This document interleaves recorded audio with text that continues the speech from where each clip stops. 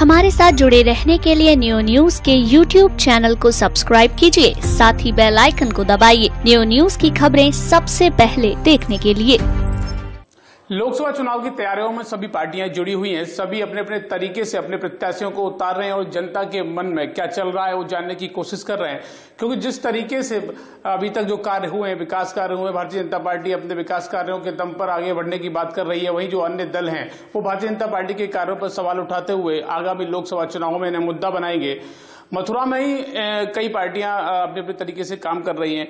एक ऐसे ही प्रत्याशी जिनको आपने कई रूपों में देखा है, समाज सेवा के रूप में, एक विद्यालय शिक्षक संचालक के तौर पर, संघ के कार्यकर्ता के तौर पर, विश्व हिंदू परिषद में एक सक्रिय कार्यकर्ता के तौर पर देखा है। हम बात कर रहे हैं सुरेश सिंह जी की, जो बाबा कड़ा सिंह स्कूल का संचालन करते हैं और एक जनपद के नामचीन लोगों में गिने जाते हैं। अब आगामी लोकसभा चुनाव में आपको प्रत्याशी के तौर पर नजर आएंगे। पहले से मैं आपसे ही जानना चाहूंगा कि जो पहले विश्व हिंदू परिषद और RSS में आप सक्रिय नेता के रूप में नजर आते थे, अब कैसे पार्टी चेंज हो गई? इसका मुख्य उद्देश्य था, हम लोग, मैं पहले विश्व हिंदू परिषद प्रांत का अध्यक्ष था और विश्व हिंदू परिषद का मुख्य उद्देश्य था कि राम मंदिर की स्थापना करना, धारा 370 हटाना, देश में एक ही कानून लागू करना, और बाद में एक और जुड़ गया था कि जो हमारे कश्मीरी हिंदू पंडित लोग हैं उनको वहां पर कश्मीर में बसाना। जब हमारी सरकार आई तो हम लोगों ने उनको याद दिलाया कि हमने वोट इन्हीं 4-5 पॉइंट में मांगे थे और सरकार अपनी बनवाई थी, भाजपा की सरकार बनवाई थी, तो उन्होंने हमको 2-3 साल रुकने के लिए बोला। 3 साल निकल गए। 3 साल के बाद विश्व हिंदू परिषद ने फिर याद दिलाया। संत थे हमारे अंतर्राष्ट्रीय कार्यकारी अध्यक्ष विश्व हिंदू परिषद के माननीय डॉक्टर प्रीवेद तोड़िया जी ने बार बार बोला कि अब हमें राम मंदिर के बनाने की घोषणा हो जानी चाहिए, धारा 370 खत्म हो जाना चाहिए।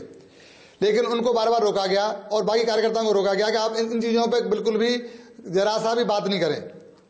जब हम लोगों ने बोला कि बात नहीं करेंगे इन पे, हमारा तो मुख्य मुद्दा ही है कि ये मुद्दा हमारा पूरा नहीं होता है तो हमको यहाँ रहने से क्या फायदा है। तो ऐसी स्थिति में हम लोग वहां से अलग हो गए। विश्व हिंदू परिषद का 80% कार्यकर्ता पदाधिकारी हमारे साथ आ गए और हम लोगों ने नया संगठन बनाया, अंतर्राष्ट्रीय हिंदू परिषद। उसमें भी हमने 4 बातें रखी कि ये 4 बातें हम पूरी करेंगे, लेकिन कोई भी संगठन बिना राजनीतिक दल के इन उद्देश्यों को पूरा नहीं कर सकता है। तो हमारे पूरे संगठन ने निर्णय लिया कि हमें अभी राजनीतिक पार्टी बनानी चाहिए। 9 फरवरी को दिल्ली में हमने हिंदुस्तान निर्माण दल की स्थापना की। उसके राष्ट्रीय अध्यक्ष माननीय डॉक्टर प्रीवेद तोड़िया जी बने और हम 5 महासचिव थे, उनमें से एक महासचिव मैं भी हूं। अब हम लोग कई मांगों को लेके जनता के सामने जा रहे हैं। पहला है किसानों को उचित दाम, नौजवानों को काम, व्यापारियों को मान और सैनिकों को सम्मान। ये हमारा मुख्य उद्देश्य रहेगा। इसके साथ हमारी जो मूल धारणा है हमारे संगठन की कि जब हमारी सरकार बनती है तो हम लोग धारा 370 हटाएंगे, राम मंदिर बनाएंगे, देश में एक कानून लागू करेंगे और 2 बच्चों का भी नियम हम लोग बनाएंगे। ये लेके हम लोग आगे निकले हैं। जहां तक मथुरा की बात है कि मुझे डॉक्टर प्रीवेद तोड़िया जी ने आदेश किया है कि सुरेश जी आपको मथुरा से चुनाव लड़ना है, तो मैं मथुरा से चुनाव लड़ने के लिए तैयार हो गया हूं और अपनी प्रत्याशी की घोषणा अपने स्वयं ही में कर रहा हूं यहाँ पे कि मैं चुनाव यहाँ से लड़ूंगा। मथुरा में जो अब तक 16 बार चुनाव हो चुके हैं, 8-9 बार बाहर के सांसद रहे हैं और 8 बार ही शायद जो है स्थानीय रहे। मथुरा का विकास जो हो जाना चाहिए, जिस तरह मथुरा 3 लोग से न्यारी है, मथुरा का नाम अंतर्राष्ट्रीय स्तर पर लिया जाता है, उस हिसाब से यहाँ पे विकास नहीं हुआ है। पीने के लिए पानी नहीं है, पानी खारा है यहाँ पे। तो मेरा मुख्य उद्देश्य रहेगा मथुरा को एक आदर्श लोकसभा बनाना, आदर्श जिला बनाना। इसके लिए मैं यहाँ पे पानी की व्यवस्था करवाऊंगा और उद्योगों की स्थापना करवाऊंगा। जो बच्चे बेरोजगार हैं उनको नौकरी लगाने का प्रयास करूंगा और ऐसी स्थिति बनेगी कि लोग जानेंगे कि मथुरा सिर्फ धार्मिक रूप से नहीं, मथुरा विकास के रूप में भी पूरे जिले में नंबर 1 है। ये मेरा उद्देश्य रहेगा। लेकिन अब जिस तरीके से आप बात करें कि विश्व हिंदू परिषद और संघ में आप रहे सक्रिय कार्यकर्ता के तौर पर, ये सब बातें तब कब निकल के क्यों नहीं है? अभी एकदम से इलेक्शन पास आ रहा है, पार्टी नहीं बनी है, सब चीजें निकल कर आ रही है। नहीं, हमको सरकार ने बोला हुआ था कि अभी आप रुके रहिए। हम लोग 4 साल तक हम लोगों ने इंतजार किया। 4 साल के बाद हम लोगों को बता दिया गया न तो राम मंदिर बनाएंगे हम, न धारा 370 हटाएंगे और न एक समान कानून लाएंगे।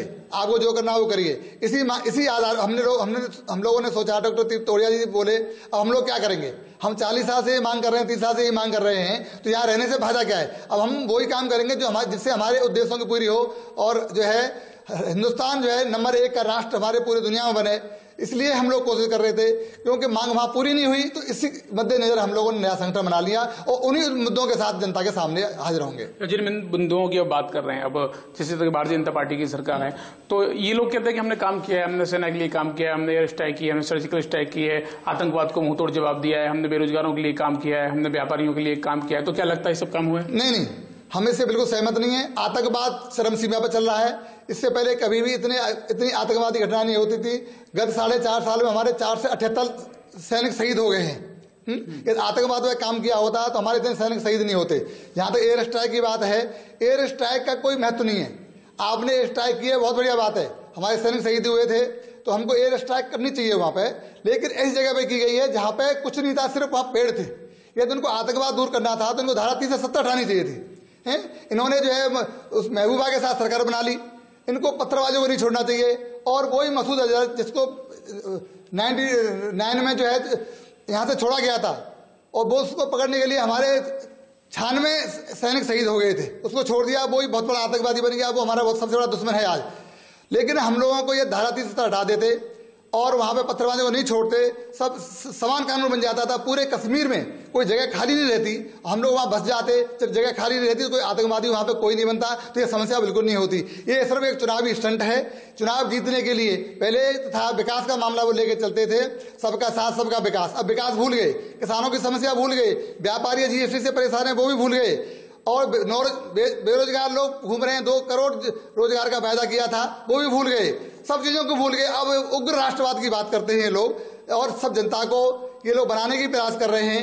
ये इनका ये मुद्दा था पूरा, तो अब ये विकास की बात क्यों नहीं करते हैं? हिंदुस्तान निर्माण पार्टी तो अब कैसे अब देखती हैं, क्योंकि जिस तरीके से गठबंधन की यहाँ पर कैंडिडेट देखने को मिलेंगे, भाजपा अपना कैंडिडेट ला रही है, कांग्रेस अपना उतार सकती है, तो कितना चुनौती आप देख रहे हैं जनपद में, जब यहाँ पर राजनीतिक आंकड़ा, जातिगत आंकड़े आप जब देखते हैं? तो हमारा दल भी नया है और मैं भी नया हूं यहाँ जिले के लिए, पहली बार चुनाव लड़ रहा हूं, और ये तुलना करते हैं आप इन लोगों से तो हम बहुत छोटे हैं अभी तक, लेकिन कभी कभी जो है छोटा आदमी भी बहुत बड़ा हो जाता है। हम अपने मुद्दों को लेके जिले में जाएंगे, जनता के सामने जाएंगे, जनता को बताएंगे अपनी बात को। जनता जनार्दन है, प्रजातंत्र में जनता सरोवर होती है। या तो वो हमारी बातें उनको समझ में आएंगी तो हमको वोट देंगे, हम जीतेंगे। या तो उनको लगेगा हमसे ज्यादा अच्छा कैंडिडेट कोई यहाँ पे आता है तो कोई परेशानी नहीं है, लेकिन हम फाइट बढ़िया करेंगे यहाँ पे। चलिए, बहुत बहुत धन्यवाद।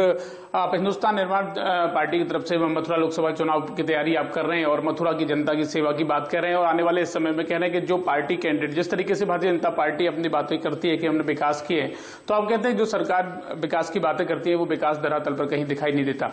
अपने सहयोगी संतोष के साथ सौरभ शर्मा, न्यूज़ मथुरा।